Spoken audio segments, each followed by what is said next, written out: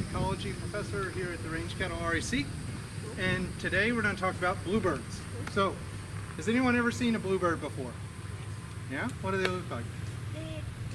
I didn't get to see them really well because I had to climb on top of the boiler to see them because they're in between a pole at my house. Yeah.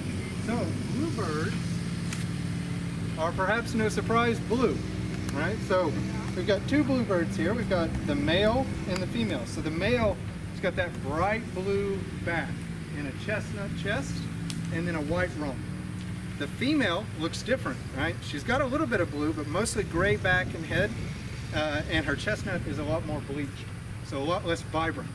Does anyone know why the males are so vibrant? Yeah. To attract the female?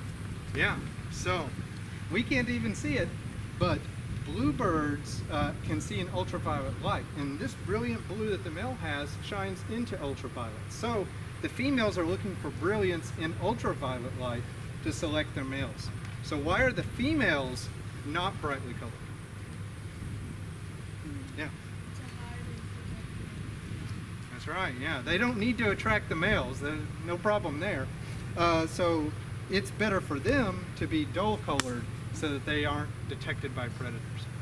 So,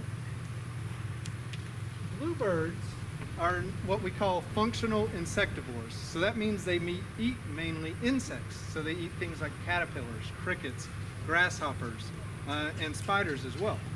And the way they do that is sit and wait. So they'll find a nice perch in a tree, a fence post, an electric wire, and they'll scan the ground looking for insects. They can see about 60 feet from their perch out into the fields and the grass to find insects. And as soon as they see something they want, they quickly flutter down to the ground and catch that insect and eat it. So because because they eat insects and they rely on catching them on the ground, they need ground cover that's fairly low. So they need the ground cover to be low enough that they can see the crickets and grasshoppers. So tall grass or scrub isn't good for bluebirds. So what bluebirds need is open country with trees, which is what we have here, right? We've got low cover grass with trees. So they need the low cover grass to see the insects that they need to eat. They need the trees to hunt from, but they also need the trees because they're what we call a secondary cavity nester. So there's two important things there, secondary and cavity nester. So cavity nester just means they need cavities to nest in. And historically, these cavities are holes in trees. Before humans arrived, it was just holes in trees. But secondary is important too. Secondary means they can't make that hole themselves. Look at their beak. It's nice and small and short, and that's for eating insects. It's not for making holes in trees. So they have to rely on other things that make holes in trees. Does anyone know of something that would make a hole in a tree? Yeah. Hummingbird? Hummingbirds won't make holes in trees. They will nest in them. Yeah. That's right. Woodpeckers. Right? Woodpeckers have those strong beaks. Hummingbirds have a nice long beak, and that's an important feature of hummingbirds because that's how they pollinate flowers and get the nectar out of flowers because they have a nice long tongue as well. But woodpeckers have that really strong beak that pecks into the bark and makes a hole. So bluebirds will find old woodpecker holes, and that's where they'll build their nest. Now, there's a couple of things that happened with bluebirds once Europeans arrived in North America. So eastern North America prior to European colonization was mostly forest, solid forest. So it wasn't all that good for bluebirds. The only openings that occurred in the eastern forest were due to fire or disease outbreak, and they weren't all that common. So eastern bluebirds weren't all that common prior to the 1800s. However, once Europeans arrived in eastern North America, they cleared the land for agricultural fields and they created in these agricultural fields the type of habitat that bluebirds need. Low grass cover or bare ground with trees nearby. So bluebirds really flourished in the 1800s. Their populations increased greatly. But by the late 1800s, some changes were occurring. So one important change in eastern North America is a lot of that agricultural fields became no longer profitable relative to the Midwestern agricultural fields. And so those fields returned to trees or they were converted into urbanization. Both of those aren't good for bluebirds because they remove that bare ground cover or they remove the trees. And the other important thing that happened in the early 1900s and late 1800s was we accidentally introduced two invasive bird species, the house sparrow and the European starling. These birds are super common. You'll see them in like parking lots and in cities, but they're not from North America, and they're highly competitive and highly aggressive towards bluebirds. So they also like to nest in cavities, but they'll kick bluebirds out. They'll come into the cavity, they'll smash the eggs, they'll chuck the chicks out and take it over. So that was occurring widespread across eastern North America at the same time that a lot of habitat for bluebirds was disappearing. So bluebird numbers were crashing. By the 1950s, they were at an all-time low.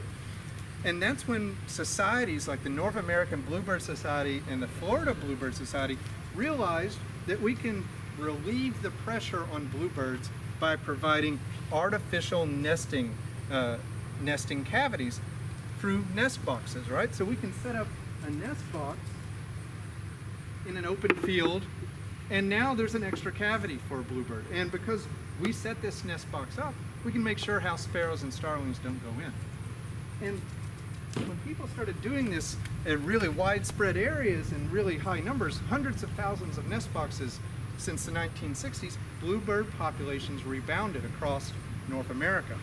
However, there is still threats for bluebirds, especially in Florida. So bluebirds occur, their range limit is central Florida. So they don't really occur south of that. And the reason that is because of temperature. Because temperature, really hot temperatures, which occur in Florida, can influence how likely these eggs are to hatch. If the nest gets too hot, the eggs won't hatch. If the nestlings get too hot, they won't grow that well. So climate change and heat, because of climate change, is a threat to bluebirds. So urbanization is a threat, climate change, and pesticide as well, because pesticide kills insects. So because of that heat though, and because Florida has a high temperature, we want to make sure that the nest boxes that we use in Florida to attract and promote bluebirds are the best nest boxes for bluebirds. And so that's why we're doing this research here at the Range Cattle REC. We've selected 3 common types of nest boxes, which I've got behind me, and we're going to look at, or we are looking at, which nest box bluebirds prefer, how hot these nest boxes get inside, and the way we're doing that is putting these little I-button temperature loggers inside the nest boxes. Record temperature every 15 minutes for 20 days. And we can monitor how hot or cold these boxes get, and then we can also monitor inside the nest boxes, and we can look at how many eggs are laid, how many eggs hatch, and how many fledglings grow up and leave the nest. And we do this monitoring in 2 ways. We use a baroscope camera to take a peek inside the boxes, and we set up wildlife trail cams about 6 feet away from the box's entrance to look at how frequently the adults are going in and to see when the fledglings leave. Now these cameras also give us a look at predators, potential predators, because bluebirds in their nest boxes have a lot of predators. Anything that can come into this nest could potentially eat these eggs. Raccoons, snakes, squirrels will come into nest boxes and consume eggs and chicks. So the best way to protect against that is to deploy a predator guard underneath the nest box. And you can see the nest box behind us, and we'll get a closer look at it later, has one of those predator guards. So if you imagine you're a raccoon or a snake and you come across the pole at the bottom, you start climbing up that pole. But then you get to the predator guard and you can't transfer over to this slick metal, and you can't get into the nest box. Now in fire ant country, you also have to protect against fire ants, because if fire ants come into the nest, they'll consume the chicks as well. And so the way we do that is by applying axle grease to the pole that the ants can't climb up. So let's look at how chicks develop. So bluebirds are born altricial. And so what that means is they can't care for themselves, they can't regulate their own body temperature. Look at these chicks. They have very little feathers when they're born. They have, their eyes are sealed shut. They don't have the musculature yet to even move. So they need a lot of care and attention from their parents. Can you think of birds that are the opposite? What we would call precocial. Yeah. Eagle. An eagle? No, an eagle's still altricial, right? They need care from their parents. think about a domestic bird that as soon as it's born can walk around, follow its mother. Chicken? That's right, chickens, ducks. Those young are what we call precocial. They are able to care for themselves almost independently from birth, whereas these guys aren't, and eagles aren't either. Eagles still need care. Eagles might be a bit more feathered when they're born than these guys, but they still can't fly. So when bluebirds, they're born, so let's pull it back. We've got the male, he's attracted the female. He's got a mate now because he's nice and vibrant blue. So what he does is he finds a cavity and he puts one sprig, just one little piece of vegetation in that cavity, and then he shows it to the female and she looks in and she's, okay, that's good enough. She builds the rest of the nest. And then once she finishes building the nest, she'll lay an egg each day till there's 5 or 6 eggs, and then she'll start to incubate. So the reason that she only has the energy available to lay 1 egg a day, but she doesn't start incubating until she's laid them all, so that they all will hatch at the same time or almost the same time. Once they hatch, they don't have very few feathers, their eyes are sealed shut. They become feathered enough to control their own temperature, meaning the female no longer has to keep them warm with her own body by around day 6. By around day 7 or 8, their eyes will open, and then by day 13 and 14, they're fully feathered, and they're capable of short flight. But they then often don't leave the nest till about day 18. Now this nest, you can see a bird stayed in it till day 20, but that's because this egg didn't hatch till day 2. So it was a little off timing-wise, and so that bird stayed in a little bit longer. Now, during this time period, when they're getting fed by the adults, both the male and female are doing that feeding. They're bringing food to these chicks about every 30 minutes. Once the chicks leave, they can fly, but they're still not all that good at catching insects and fending for themselves. So they'll fly to a nearby tree and they'll hide on a tree branch, while the male will continue to bring them food and care for them for the next 20 days or so when they're in the tree. The female doesn't care for the fledglings once they're out of the box. She goes and starts a new nest and lays more eggs and cares for the young in that box. So, talked about predators, talked about the fledglings. Let's go take a peek at some of our nest boxes. The bluebirds in Florida now are residents, but some of them are migratory as well. So in the winter, we'll have a lot more bluebirds, and then in the summer, they'll go further north into Ontario. But when bluebirds arrived at this site, they had a choice, and they chose this box. This was the first one they nested in. And then once they chose this box, these eggs actually didn't hatch. We don't know what happened, but they didn't hatch. And so they moved to that box and created a nest there, raised 6 chicks in that box, and then went to that box over there and raised 4 more chicks that just left the box on Saturday. So we're going to take a peek into this box and see what is inside.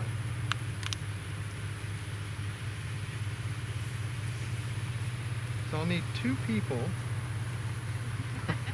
Wow. There's going to be more choices. Let's choose Sophia and Hannah. All right, so you 2 come close. One will hold the camera, one will snake it in. You're fine, just step over. So you'll have to see what she's seeing, because that'll have to tell you how you're going to snake that Baroscope camera in.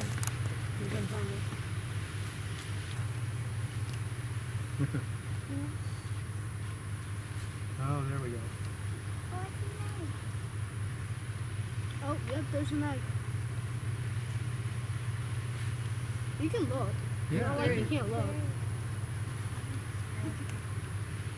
There's like several. All right. So that's how we monitor these guys in their nest boxes. So we'd check on them.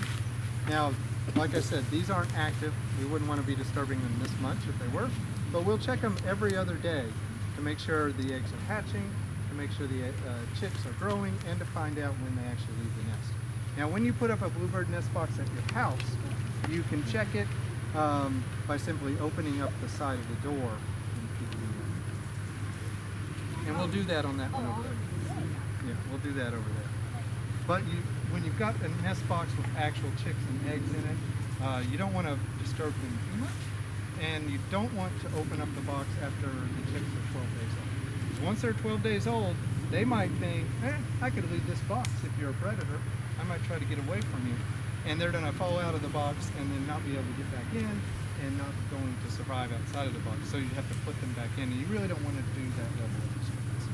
So let's go take a peek at the box over here. This is the box where the chicks just left on Saturday. And you notice we've got our camera up, right? Our camera was monitoring when the chicks left. It was also looking to see if there was any predation. It was also telling us how frequently the male and females were visiting and feeding the young. So these guys left. Now the other thing you'll notice, we've got the axle grease down here to protect against the fire ants. We apply that weekly. So I'm going to open this box up, and these guys left, so it's okay to do this. So I'm going to pull this whole nest out so you can look at what it looks like. How dare you? Yeah. So, and you can take turns coming around. This is what the female built. She built this in about a day. I want to see that. I can't see. That is an egg. That's how small the egg is. Did that one not hatch? Can I touch it? It did not. It wasn't originally from this box. It was from a different box. Can I touch it? Our grandma has a leaf and it has a nest in it, and there's actual baby mockingbirds in there. Oh, cool. And it feels like plastic. And then in our Yeah. backyard we have a chicken coop. In like our chicken coop, they laid some eggs too. Love bug. Love bug. What we can see here is, so even though this nest has been a bit manipulated because I took it out of the box, there's still this sort of cup shape, right? So they build, the female's going to build a cup shape, and then she puts her eggs inside the cup so they're a bit more protected. And then in the early days when she's incubating the eggs, or she's keeping the little small chicks young or warm, she sits in this depression right on top of the eggs. Now the other thing I want to point out, so this is chicks' bird poop. And when the female and male comes in to feed the chicks, as soon as they eat the bit of food she puts in, they instantly poop out their last meal. And they poop it just like other bird poop. It's white and black, except it comes in this sort of little bit of a sac with a little bit of a membrane around it. And what that allows the female to do is to grab the sac and carry the poop out. And so that's how she keeps the nest clean, by removing the poop that easy way. Now, you'll notice she stopped doing that towards the end. That might have been the cue to the fledglings. It's time to get out of the box. It's no longer clean. And so she purposely stopped cleaning the box so that they would leave. And then they went to that nearby tree, and they're still here. They're in that tree. I've seen them in the early morning. And the adults are flying around as well. These bluebird parents were really good parents. So whenever we came and checked on these boxes, we did it every other day, the adult, the male and the female would post up on these branches nearby, and they would swoop in at our heads and try to scare us away from the box. They'd come right over our head, like that. And they would try to scare us away. Not all the bluebirds did that, but these bluebirds were particularly good parents protecting against it. This is our Gilbertson's box. And we talked about the differences in these boxes. Did we talk about that? Those two are all wood, and this one is PVC and only wood on the top and bottom. So the way that PVC pipe. So the way you check this box is you squeeze at the front and the back. Does anyone want to try removing the box? Squeeze right here. There you go. Oh, there's three. Can see? Yeah, check it out. Are these all dead? They're all sterile. That means that they won't hatch. What happened, these are eggs that were in a nest where some of the eggs hatched. And so the chicks rubbed up against the unhatched eggs and sort of scratched and dented them a little bit. Didn't break them, so we were able to keep them. So with this Gilbertson's box, right, it's a lot smaller. And so the nest itself has to be smaller. And these bluebirds here, they raised 6 chicks in this nest. And toward the end, around day 16 and 17, it was so crowded in here that the chicks were just like sticking their heads out every which way, and then they left. So it was really easy to check. You didn't even have to look in to see how they were doing. So I'll put this back on, and then you put them back the same way. You squeeze. So does anyone else want to try to take it opening the door? Now, what we found with these boxes is that the bluebirds almost exclusively prefer the wooden ones. We had over 30 nests in the wooden boxes, but only 30 in each type. So 60 nests total in the wooden, but only 2 in these Gilbertson boxes. Do you think they like the wood ones better because they're bigger? It might be because they're bigger. It might be because they're more natural. This PVC pipe's fairly unnatural. So what other researchers have found, here, I can put it back on. Yeah, it's a bit tougher to get back on. So what other researchers have found is that birds that live in suburbia and suburbs and stuff might prefer these Gilbertson type boxes over the wooden boxes. But in this natural environment, we're seeing a bit different. Now, the other thing that we are seeing with those temperature lockers is that these Gilbertsons get hotter. They have the highest temperatures, but they also have the lowest temperatures. So does anyone know why that might be? Yeah. Because there's holes in the back. Well, there's holes in the wooden ones as well. They're both ventilated. I think 2 things. Maybe because they're white and the white doesn't attract the sun as easily and black does. And maybe because they attract the highest temperatures because they're like smaller and it gets hot. That's part of it. Now, the white is actually the best for heat. So white would get not as hot as darker colors. Yep. Is it because those ones are thicker than these? Yep. It's more insulation, right? So these guys are a lot thinner. If you look at how thin the PVC is, it's a lot thinner. You want to put it back? Can I try? Yeah. Come on up. Sit down there. I have a question. Before you guys started doing the predator and the sticky stuff, were other animals like getting in there and killing them? They didn't here because we put the predator guards up as soon as so we put these up when we put the boxes up, and then we applied the axle grease as soon as there was eggs in the boxes. And if we hadn't done that, we could have had predation. That being said, we always put cameras up on any boxes that have eggs, and our cameras have yet to detect a raccoon or a snake attempting to come up the box. There hasn't. They haven't captured that yet. Squirrels, not yet, but that's why it's not directly underneath the tree either. Because if it was directly underneath the tree, the squirrel could drop down.